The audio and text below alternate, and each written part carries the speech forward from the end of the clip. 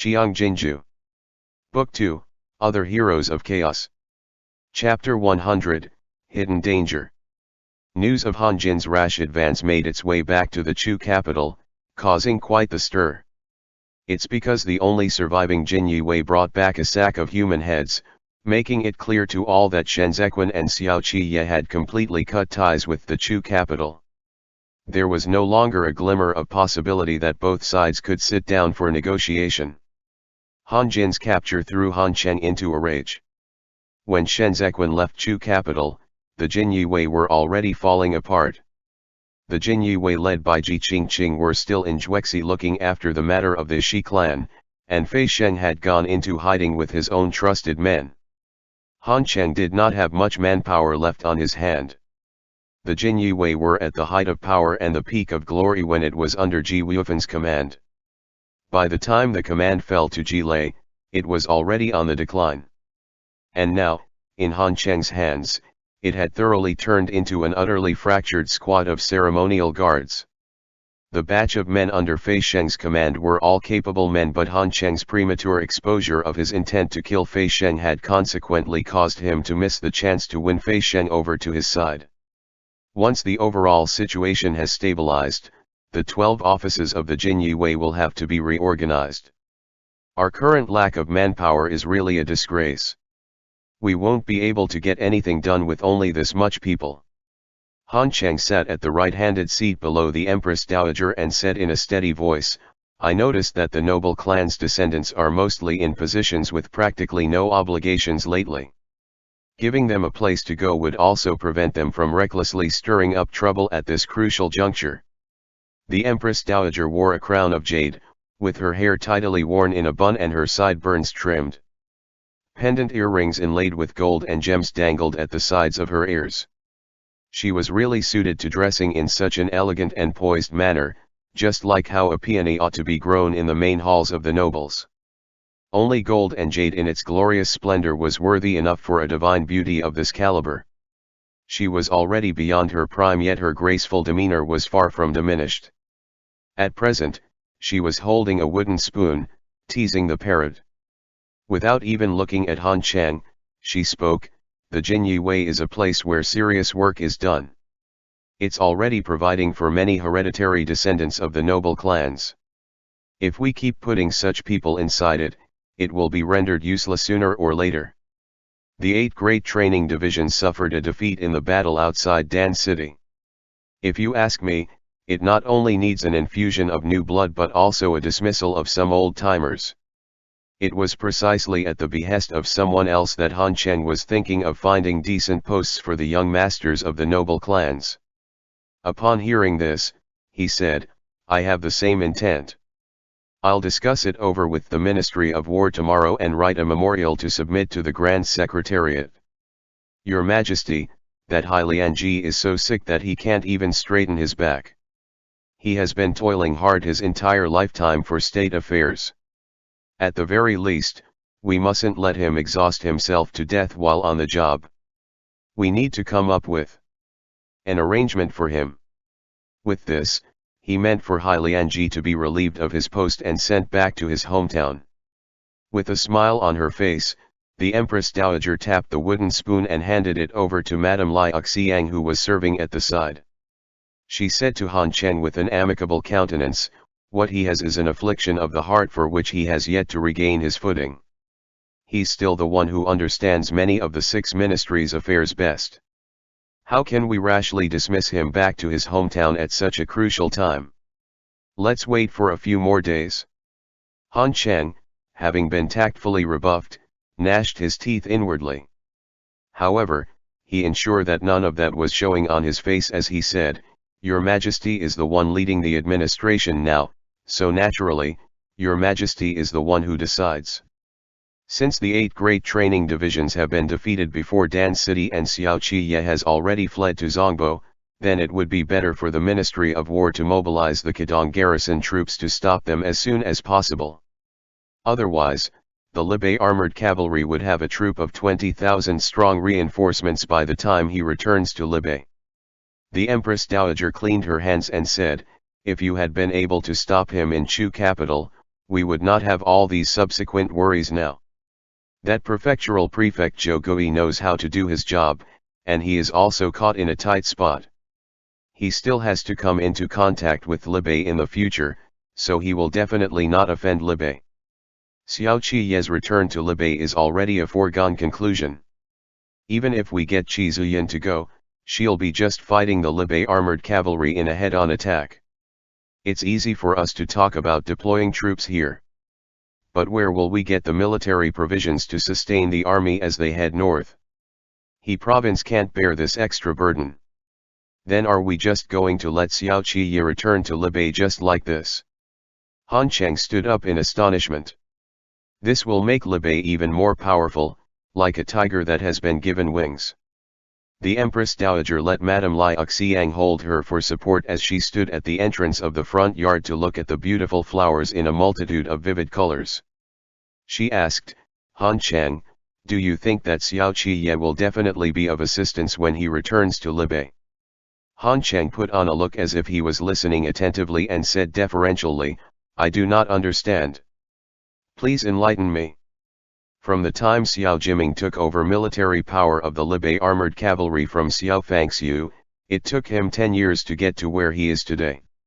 He is the heart of the Liu's military forces, the one that the soldiers look up to.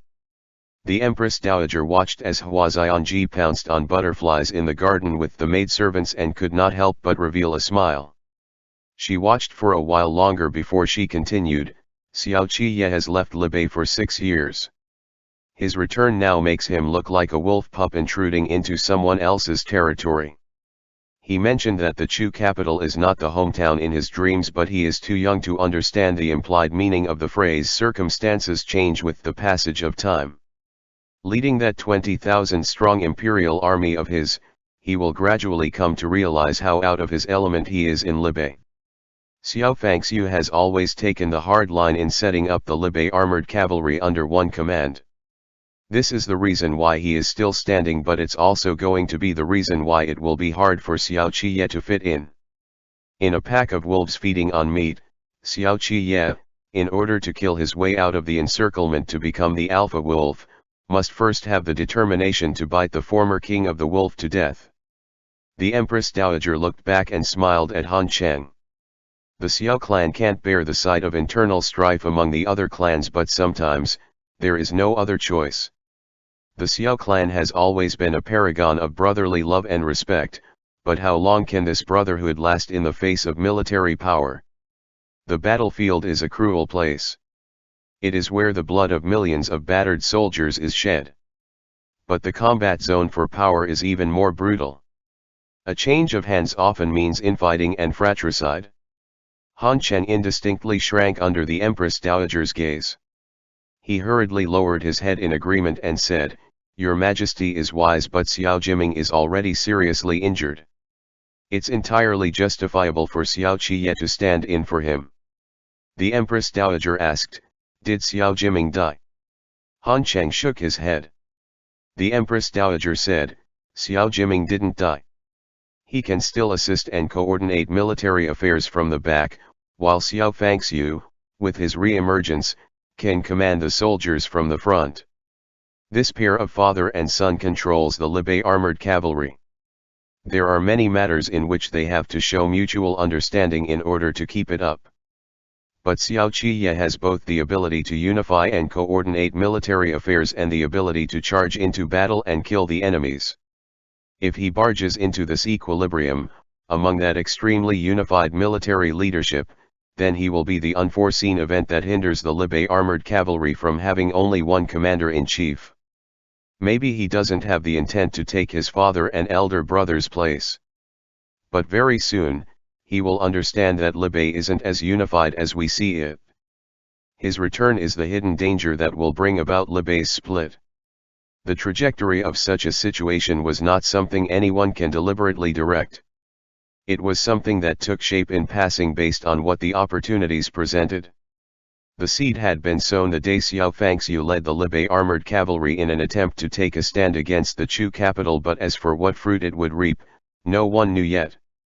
In this world, the common man has the worries of the common men to bear, while a talented one has the agony of the talented to endure. The Empress Dowager said calmly.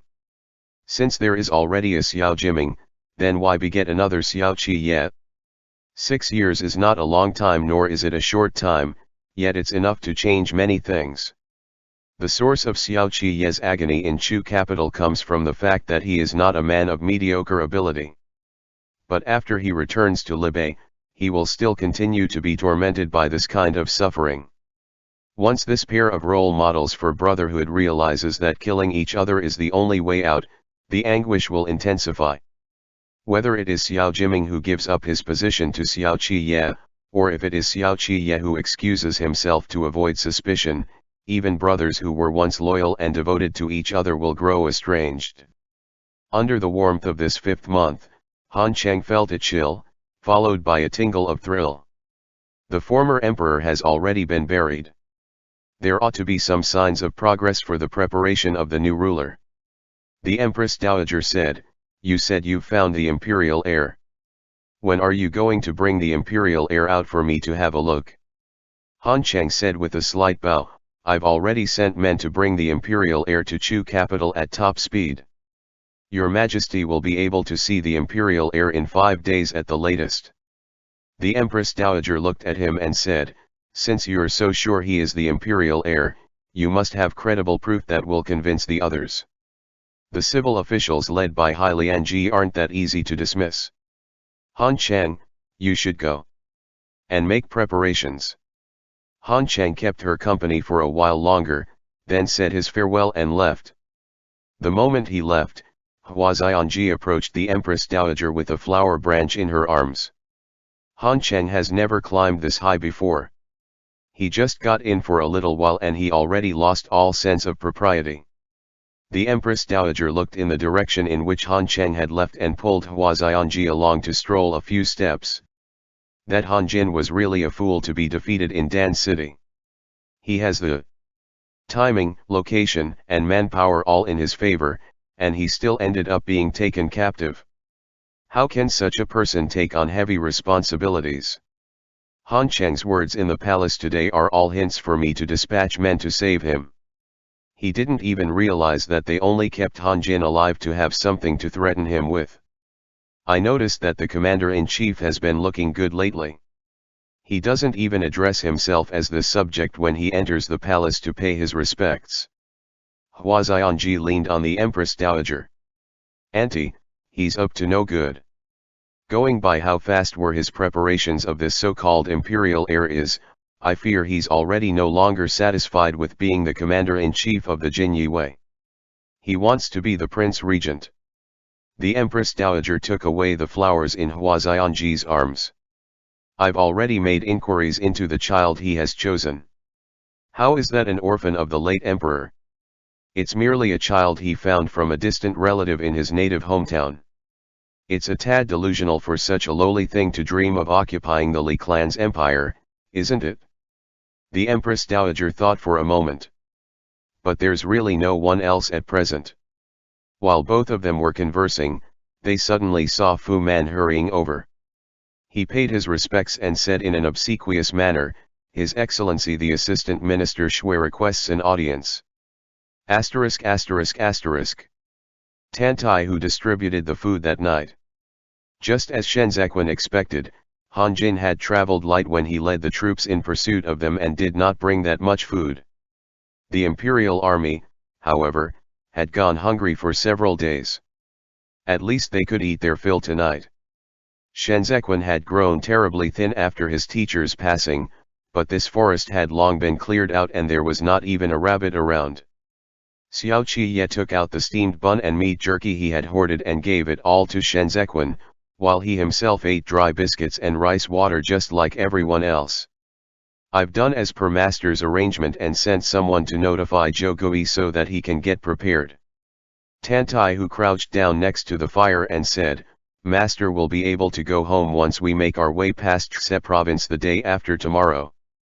Xiao Qi Ye threw firewood into the bonfire and said, "Informing Zhou Gui is just to get him to play along with us.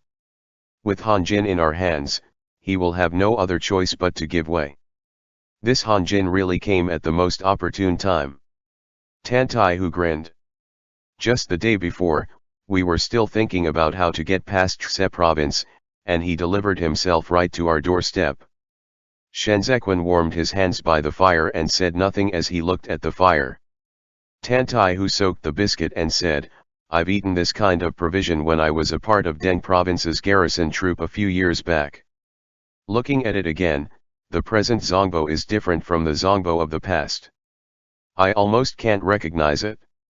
Ding Tao poured out a bit of rice in his bowl to feed to the sparrow in his sleeve. When he heard this, he said, it's still not too bad here. Go further east, and that's what it truly means to be totally a different sight. Ding Tao had a photographic memory. He still remembered the tragic scenes he had seen in Duan province and Dun province 6 years ago when he followed Xiao Qiye and the army to clean up the mess. That year, he was only 10 years old. He had just gotten a little notebook and was just starting to take notes just like his father did. And consequently, he had nightmares the entire journey. You were merely passing by after the battle. You've never seen how Zongbo used to look like. Tan Taihu lowered his eyes to look at the soup in the bowl. I followed my parents to Dun province when I was a child. It was really big, and almost as bustling as the Chu capital. The display of fireworks and lanterns during the New Year was very beautiful, as was the Turtle Mountain lantern display. People crowding and jostling with one another, so many people. Shen Wei was the prince of Jianxing, and the prince of Jiangxing's manor was in Dun province. For a moment, all of them lowered their heads. No one dared to glance at Shenzequan, not to mention that they were also afraid of offending Xiao Qiye, too. In these past few days on the road, the imperial army had gradually come to discover the subtle and delicate relationship between Shenzequan and Xiao Qiye. It was a completely different feeling to come face to face with it compared to before when they had been merely hearing about it as rumors. How should they treat Shenzequan? Do they regard him as their madam, the wife of their commander-in-chief? But which household's lady could command the Jin Yi Wei to raid others thrice? When he hacked off the heads of all those old subordinates who were protecting Han Jin, not one of the imperial army's military officials could bring themselves to watch. Shenzequan was too different from Xiao Qiye. He did not look and behave like the commander-in-chief that the imperial army was familiar with. He seemed to be gentle and modest, yet he rarely changed his mind during official discussions. He would even outright overrule Tan Taihu. Compared to Xiao Qiye, he was a lot more cold-blooded. In the past, they all privately saw Shenzequan as a mere beauty, a delicate fragility that clung onto the stronghold of power. But after Shenzequan put on the scarlet python robe, everything that he had once concealed was exposed for everyone to see. He became someone different from that last remnant of the Shen clan that they knew of in the past. His beauty was no longer a vision anyone could wantonly admire at will, as that was an unrivaled allure that bespoke a ruthless strength. There were very few people in the imperial army who were willing to look at Shenzequan in the eye, other than the totally clueless Ding Tao. Even Tan Taihu could sense a certain kind of pressure from him. They took their orders from Xiao Qiye, and they did not mind if Xiao Qiye liked men, but they had to figure out what Shenzequan's position was the soonest possible. Shenzequan had the might that put him on par to vie with Xiao Qiye for power and authority. This was what they were most unaccustomed to in these past few days, the subtle fear. Xiao Qiye rubbed his thumb ring gently. He was just about to speak when Shenzequan turned his palms over and said, "The wild herbs and vegetables in Duan province are delicious." The tension in the atmosphere eased a little. Sure enough, Ding Tao raised his head and said, "I heard from others back in Libei that a handful of wild vegetables in Duan province during the winter are as expensive as gold. I want to try them." "Young master, do you eat them often?" "When the ice and snow melt in spring, my Xiniang would choose the most tender wild vegetables to make dumplings." Shenzequan replied in his usual tone. His fingertips were clean and free of dust, as if they had never been tainted with those blood stains before. He said with a smile, "I rarely eat them." That's why I remember it so clearly. Ding Tao gulped down his saliva and wrote carefully in his notebook with that bit of ink he had. I want to eat it. We will definitely get the chance to in the future. If I note it down, I won't forget it. Tan Tai, who rubbed the back of Ding Tao's head and chided him with a smile, grow up. What delicacy is there that you have never tasted before? To think you are still thinking about wild vegetables.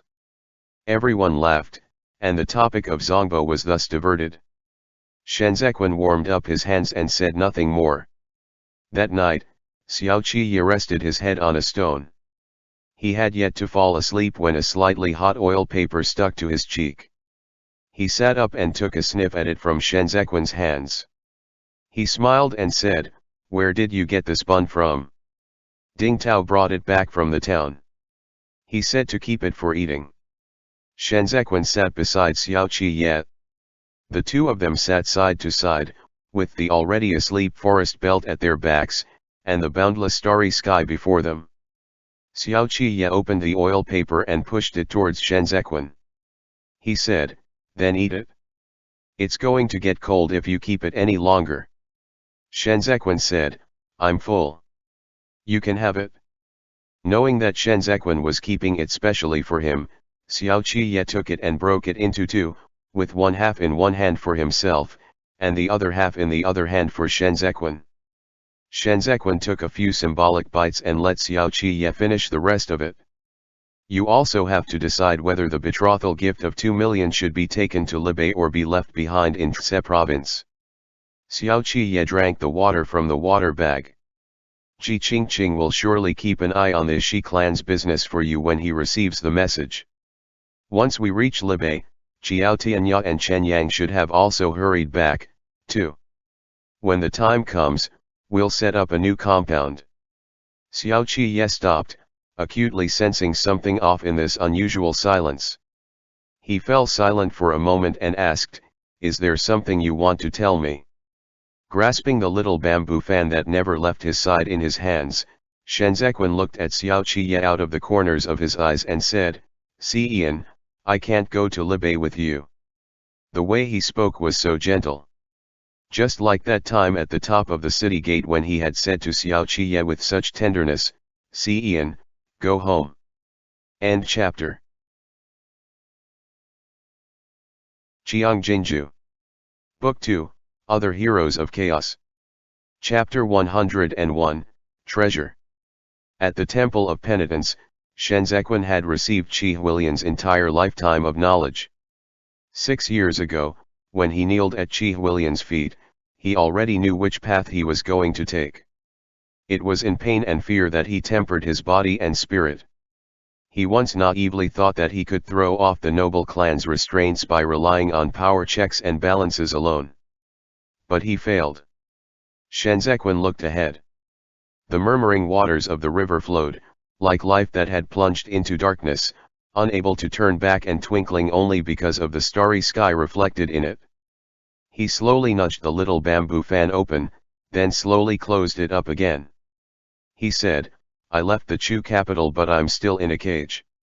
This is my punishment for taking those chances. I have to find a new way out the soonest possible." Teacher entrusted his entire lifetime of convictions to me. I once promised him that I'd walk to the ends of this battle for him. We endured it all in the past because the Chu capital did not seem to have reached the stage of no return yet. But now, I've come to the understanding that it has long been on the decline, like the sun setting beyond the western hills. Qi Huilian shouted about the decaying empire in the heavy downpour, yet his raised arms still seemed to be trying in vain to hold up the mansion that was collapsing. He had taken an entirely different path from Heilianji, though they had both lit up the same torch. In the last moment of his life that had always blazed for the Li clan, he cast aside the crown prince whom he could never let go of in the past and chose Shenzequan, who was of humble origins. Both of Qi Huilian's students were what the common folks would call, worlds apart, like clouds and mud. The crown prince was the direct descendant of the Li clan, and he seemed to be born just to be a wise sovereign. Qi Huilian thought that they could create a new world because they were the undisputed legitimate descendants of direct lineage in this realm. But then he failed. Subsequently, he found Shenzhequan in the mire. A Shenzhequan whose birth mother was of lowly birth and whose father was defeated in battle. A Shenzhequan who was not a direct descendant. Qi Huilian chose someone such as this Shenzhequan. This was a change of his lifelong conviction. It was a declaration that he no longer bowed to what lineage had in store for them. He wanted such a Shenzhequan to pierce through this wretched, decaying empire. I have given up on enduring it all. Shenzhequan rested his fan on his knee and turned slightly sideways to gaze at Xiao Qiye. I'm going to choose another way to fight. I want to remain in Zongbo. You once said to Tantaihu that the humiliation of our nation has yet to be redressed, and the feuds of our families have yet to be avenged. That is very true, Xian. The humiliation that Zongbo has suffered should be redressed in Zongbo itself. This is what I want to do.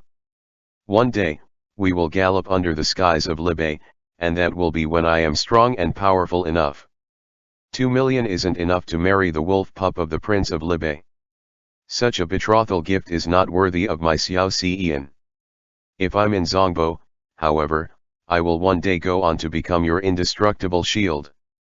The water bag hurriedly fell to the ground, splashing water all over the ground and onto the corner of Xiao Qiye's robe, wetting it.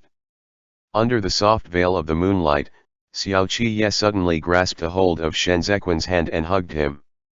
After a long time, Xiao Qiye's hoarse voice rang out beside Shenzhequan's ear, clinging close to it, I'll leave my back to you, and you'll leave your chest to me. We cannot do without the other. I'll choose the best horse for you in Libei. We'll build a house on the Zongbo-Libei demarcation line and meet there every month, it's a must. To marry me, 2 million isn't enough, I want Lanzhou's priceless smile that even 1,000 gold cannot buy. Shenzhequan raised his hands to cover Xiao Qiye's back to embrace this captivating scent. Xiao Qiye was the wind traversing across the meadow to assail and invade the turbulent river in Shenzhequan's heart, allowing him to taste the sweetness of love all over. Having lost his home in Duan province and his teacher, there was not much he had left. He eventually had to stride across that ravine of unfathomable depths to become a fortress for whatever was left of his remaining treasures. Chse province's prefect, Zhou Gui, had been busy with his official duties in recent days. He had heard that the imperial army had already passed Dan City and was on their way to Chse province. Because of this, he was unable to sleep all night as he tossed and turned in bed. Zhou Gui's advisor was a man from the prefecture of Deng province in Zongbo. His name was Kong Ling and he used to be fellow students with Zhou Gui. He had prepared the wine and gotten the chef to make several refreshing cold appetizers, and now, he was sitting cross-legged on the veranda of the courtyard with Zhou Gui across the table for a drink and chat. White flowers were falling from the pagoda tree in the courtyard, giving out a refreshing, sweet fragrance. I haven't been sleeping well these past few days, Zhou Gui said as he grasped the wine cup. With his casual sitting posture, Kong Ling picked up the appetizer to eat and swallowed a mouthful of pungent wine before he said, I know. The bandits in Dun province have already converged into a sizable group whose force is not to be underestimated. We have no soldiers and horses, so we can't afford to provoke them. But it just happened to be that we have excess harvest last year. That bandit chief, Lei Changming, is eyeing the granary in our Chse province. All the grains have been given to the Libei armored cavalry as military provisions. The granary in Chse province is now empty. I wrote a letter to Dun province's prefect. But as you know, he's a puppet supported by Lei Changming. How would he dare to reason with Lei Changming on our behalf? I'm really suffering in silence. Zhou Gui could not even gulp down a mouthful of wine. Then there's that second young master of Libei who rebelled and fled the capital. 20,000 imperial army soldiers are about to arrive at the foot of the city gate. Cheng Feng, I'm in a dilemma. I can't let them pass, but I can't refuse to let them pass either. Kong Ling set down his chopsticks and said, If Libei were to rebel, Tse province being situated in the middle won't be able to waver for long. You have to make a decision as soon as possible. It's not up to me to decide. Zhou Gui sighed disconsolately. This time we are really cornered by wolves in the front and tigers at the back. We can't afford to offend both Libei and the Chu capital, and there's still a Lei Changming at the side eyeing us covetously like a tiger eyeing its prey. Kongling grasped the flower of the pagoda tree and tossed it in the wine. Lei Changming is a bandit. Sooner or later, he will be besieged and annihilated. But the 6 prefectures each have their own government affairs to handle and cannot join forces to suppress the bandits. There's no knowing when the imperial court will send men over, too. Seeing how Lei Changming is getting all arrogant and giving himself air day after day, he has already become the local tyrant of Zongbo. There's no point in fretting anymore. 6 years ago, when the Bianchi cavalry breached into our territory, Duan province and Dun province were the first to bear the brunt of the attack and became barren wastelands where the bones of the dead lay exposed in the wild, and nary a rooster crowed for thousands of li around. The ravages of war turned those thousands of li of fertile farmland into abandoned fields. Who is willing to go and serve as a soldier in the garrison troop now? Zhou Gui looked at the courtyard and raised his hand to point around for Kongling. Tse province was able to conserve our strength and resources because the Libei armored cavalry came to the rescue at lightning speed. I've always kept this show of goodwill in mind, so I have no complaints whatsoever about the overall arrangements for military provisions this time. But plotting to murder the emperor is such a heinous crime that I can't even feign ignorance even if I want to. In less than a month, that Lei Changming will surely come to ask for grain and money, and Xiao Qiye will just happen to arrive in Tse province. I'm really afraid there'll be a disaster when these 2 tyrants cross paths with each other. This is truly what it means by when it rains, it pours. Kongling drank the wine and suddenly had an epiphany. He said, Xiao Qiye brought 20,000 well-trained soldiers from the imperial army to Tse province. Isn't that our soldiers? With him here to personally assume command, even Lei Changming himself would have to take measure of his own abilities. The imperial army remained in Chu capital all year round. When had they ever seen a real battlefield? Lei Changming overthrew the garrison battalions in the 2 prefectures of Duan province and Dun province, and he isn't afraid of the Bianchi cavalry either. What he counts on is the solidarity of the people under his command. What's more, he's familiar with Zongbo's terrain. Even if they were to come to blows, Xiao Qiye might not necessarily be his match. Zhou Gui hurriedly waved his hand. Besides, that second young master Xiao is in the prime of his youth. He hasn't fought that many battles, and he has his father and elder brother to back him up. If something were to happen to him in Tse province, I won't be able to explain it to Libei. Kongling stroked his goatee and said, Xiao Qiye has rendered meritorious services by helping Emperor Tianchen ascend to the throne. The fact that the imperial army is willing to follow him after he rebelled and fled from Chu capital means that he has the capability to lead an army. Otherwise, who would be willing to risk their heads to flee this far with him? However, seeing is believing. We'll meet him to get a proper feel of him when he comes later. I heard he's not easy to get along with. This was what Zhou Gui was most worried about. Moreover, he has stayed in Chu capital for a long time. If he acts like an entitled rich young master, then I have to hurry and think of a way to send him away.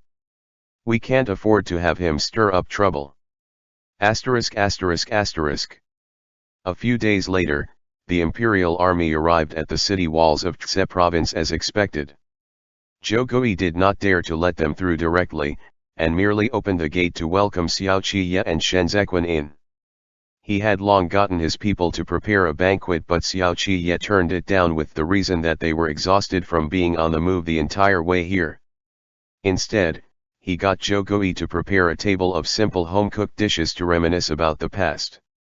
They had never met before and had merely corresponded through letters, so what past was there for them to reminisce about?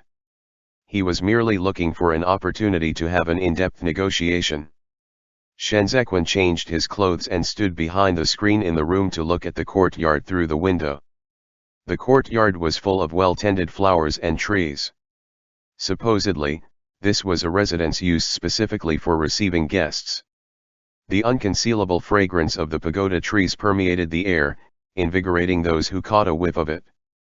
Xiao Qiye came in late. He was still undressing himself. Having undone half of his clothes, he leaned over the top of the screen to look at Shanzekwan behind the screen and asked, "Can you get a clear look through the screen?" Shanzekwan saw how easily the screen was pressed down by him and thought that this person was really tall. He said, "It's only when one sees it as if through a dream or an illusion that one's heart will be moved. It won't be such an enchanting sight anymore if it's seen clearly." Xiao Qiye's opened garment exposed half of his chest. His last piece of clothes hung uninhibitedly on him, with those firm muscles faintly visible through the screen. He was still leaning over the top of the screen. After leaving Chu capital, he no longer wore a crown, yet his messy hair could not conceal how dashing he was. He seemed to be displaying more and more of his unrestrained and carefree nature the closer he was to Libe. What a frivolous fellow! Shanzekwan strode closer and raised his hand to cup the back of Xiao Qiye's head before he raised his head high to kiss him. Xiao Qiye pinched Shanzekwan's chin and took advantage of the fact that Shanzekwan was shorter than him to lift him up. "Take a good look." Xiao Qiye looked at Shanzekwan's radiant lips with a watery sheen on them. "Is this not enchanting enough?" Shanzekwan licked the sheen of water on his lips, only to make his lips even more red and moist. He said, "A little something seemed to be still missing. 500 taels for tonight." Xiao Qiye moved in closer and whispered, "Satisfaction guaranteed." "I'm afraid my delicate body can't take it." Shanzekwan leaned back slightly. His fingertips longingly slid their way down along Xiao Qiye's chest, with just the flimsy fabric of the screen separating their skin. "Don't think so little of yourself." The expression in Xiao Qiye's eyes was dangerous. "Lanzo." Shanzekwan withdrew his hand and said, "When we came in earlier, I saw another person beside Jiugui." "Who is he?" "I don't recognize him."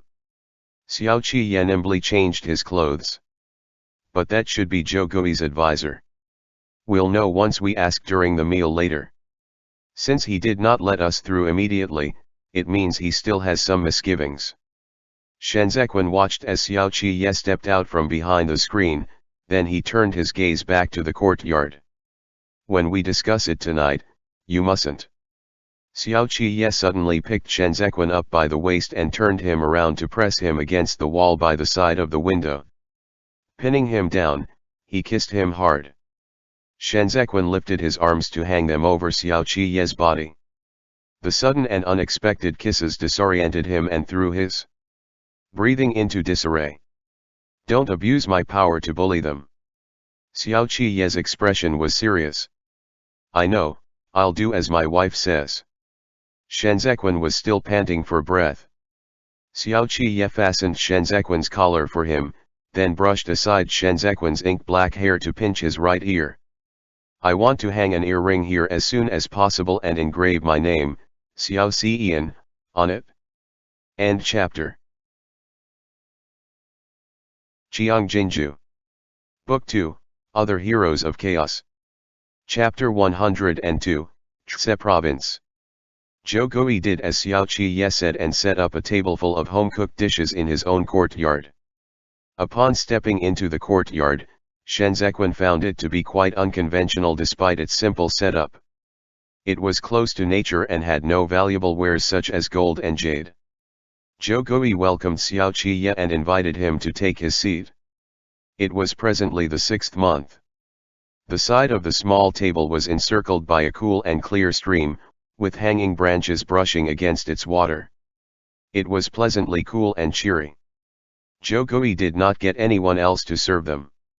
Only Kong Ling remained standing in attendance by his side to pour wine for them. Xiao Qiye cleaned his hands and watched as the wine in the cup was gradually filled to the brim. He said, "Your Excellency Zhou has truly gone to much trouble." Even the wine being served is the on horseback from Libya. I've been away from home for so many years, and it has been a long time since I last drank it. This wine came from the Libya armored cavalry made out of grains. It was bold and intense.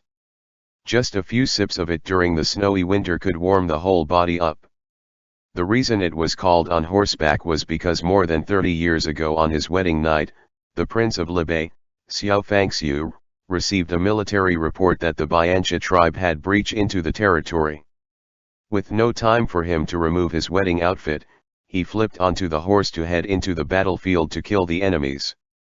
Before he set off, the princess consort of Libya, who was similarly still dressed in her wedding outfit, lifted the jar to pour wine and exchanged a cup of matrimony wine with Xiao Fangxiu, who was sitting on horseback. This was a common scene at the frontiers, but with this person being the reputable Prince of Libya, everyone could not help but lament the fact. From then on, for most of 360 days in a year, on horseback he rides with weapon in hand came to be how the Libya armored cavalry was portrayed. When Zhou Gui saw Xiao Qiye looking calm and serene, some of his anxiety eased up. He said, "We are close to the northeast supply route. When the military provisions were being escorted for delivery last month, the army sent many jars of this wine over. Your lordship is about to return to your hometown, but there is nothing good in Tse province that we can entertain you with, so I can only offer you such a borrowed gift." Xiao Qiye laughed and said, "It's the local dishes that are the most flavorful. Compared to the delicacies of Chu capital, this entire table of dishes shows more sincerity. There's no need for your excellency to be modest. The arrangements for matters relating to the military provisions are complex, and it's all because of your excellency's valuable assistance that Tse province could finish sealing and loading them in just a few short days. It's only fitting for me to give you a toast as a show of my appreciation." Zhou Gui did not dare to accept the toast sitting down and hurriedly rose to his feet. He held up the wine cup in both hands for a toast, then drank up with Xiao Qiye. It was only after he was done drinking the wine that he took his seat and said, "The Libya armored cavalry is fighting a battle with the Hanshi tribe at the front line, and the military provisions are crucial to their success and failure on the battlefield. What I did was merely my duty. How can it be worthy enough to have your lordship make a special point of expressing such gratitude? I really don't deserve it. Although Tse province had an excess harvest last year, it has been continuously providing aid to Duan province and Libya since the start of spring. Those are all grains that the commoners of Tse province saved up. I should thank you for this." With that, Xiao Qiye raised his hand and slightly stopped Kong Ling as the latter moved to pour wine. He said, "Since it's a private family feast, there's no need to stand on ceremony. This gentleman, please take a seat, too." Kong Ling was swift to react. He promptly bowed where he stood and sat down. "Where is Mr. from?" Shen Zequin asked with a smile. The gears in Kong Ling's mind turned even faster. He saw Xiao Qiye starting to dig in, and so he knew then that the main negotiator tonight was this Vice Commander Shen. He bowed his head and answered, "I do not dare to be addressed as such, given that I'm merely a commoner from the countryside. I'm a native from Deng province. Deng province has no lack of talents. May I know how I should address you?" "My name is Kong Ling, and my humble courtesy name is Cheng Feng." Kong Ling sat upright and said as he looked at Shen Zequin, "Tan Tai Hu of the Imperial Army is the blood brother of a close friend of mine, Tan Tai Long. To think one would run into an old friend in a foreign land." Shen Zequin turned his head to the side and said to Xiao Qiye with a smile, "See Ian, let's get Lao Hu to meet up with Mr. Cheng Feng another day. It isn't easy to have an encounter in turbulent times." He called Xiao Qiye, "See Ian," and this address alone was enough for Kong Ling to re-evaluate this orphan of Shen Wei. Shen Zequin was pretty much inconspicuous when he entered Tse province. Or rather, far less conspicuous than his mortal flesh. Kong Ling knew he was Shen Zequin, the Jin Yue vice commander that Emperor Tianchen personally made an exception to promote. But after leaving Chu capital, Shenzhequan lost his basis to being a commander. Thus, in Kong Ling's eyes, he had no soldiers and no followers. He was merely a vassal who had fled with Xiao Qiye to this place. But then, a vassal could never sit as equals at the same table with Xiao Qiye and call him by his courtesy name. Xiao Qiye poured wine for himself and said, "You decide." Zhou Gui cast a glance at Kong Ling, then looked at Shenzhequan. Kong Ling stood up to toast him and said, "I've long heard of the vice commander's name." "You are too kind."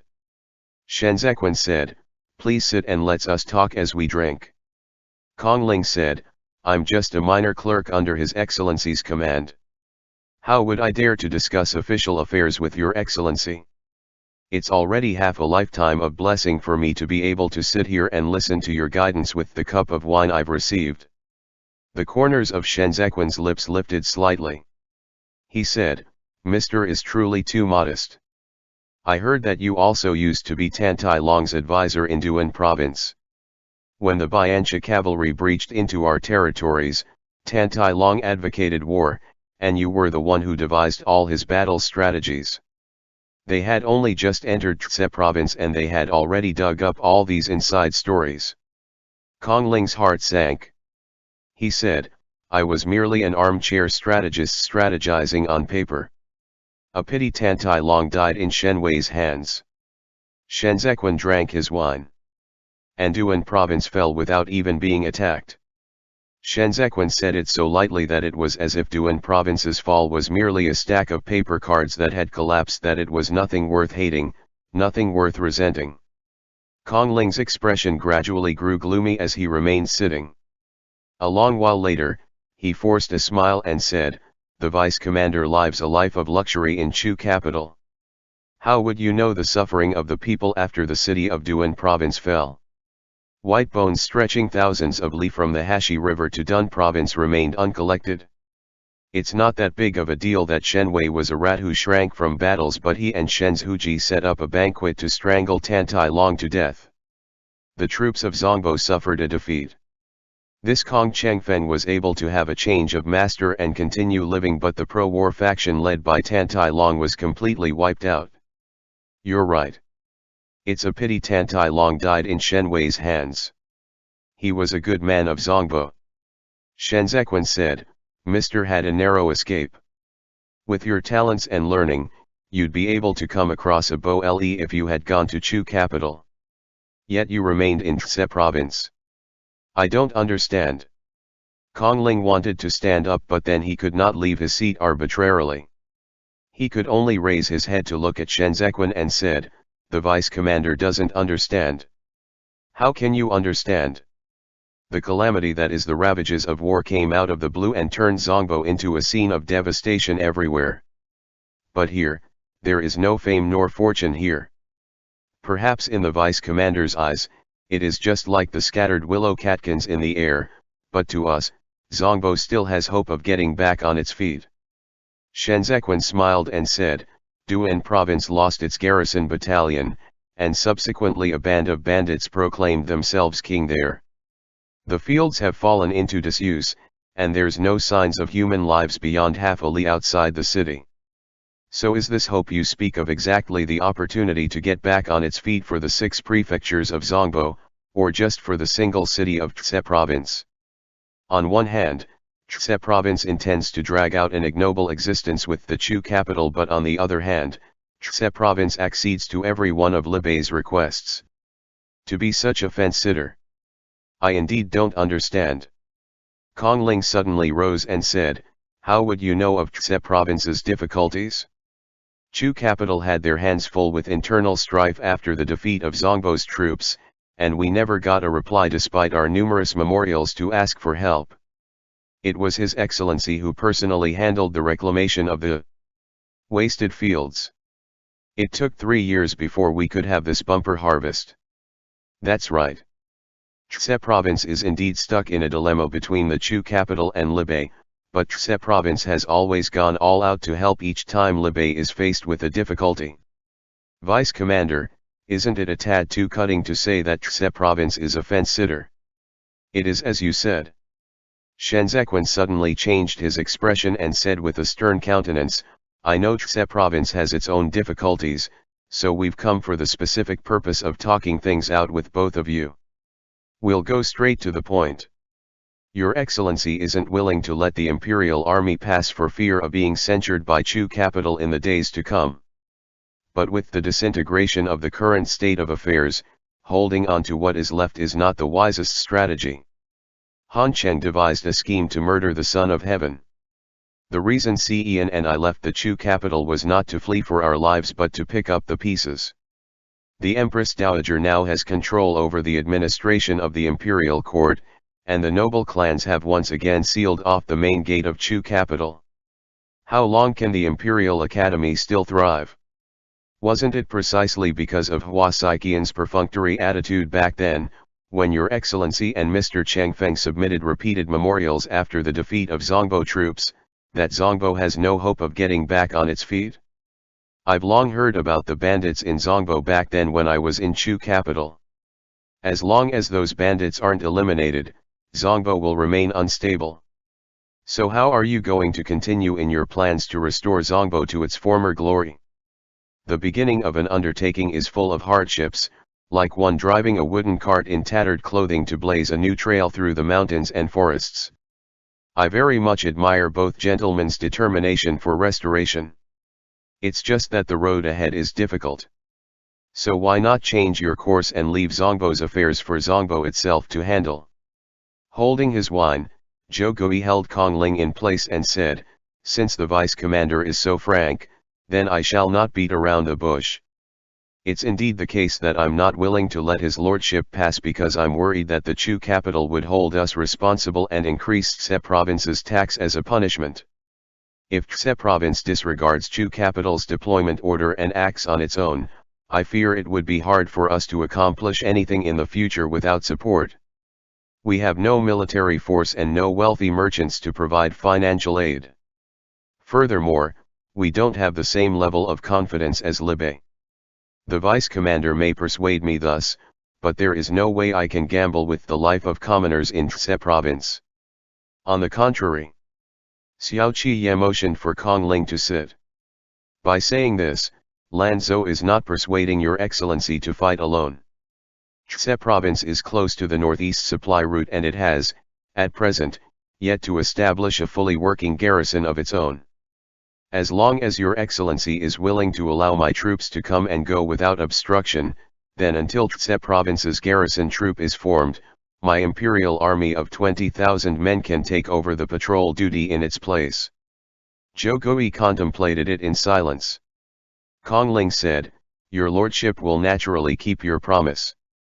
But I also have to ask your lordship, if Libe were to revolt, the northeast supply route will naturally become obsolete. Where then will the military provisions for the Libe armored cavalry come from in the future? Tse province. The northeast supply route is a key route that was opened up for the specific purpose of escorted transportation after the establishment of Libe armored cavalry.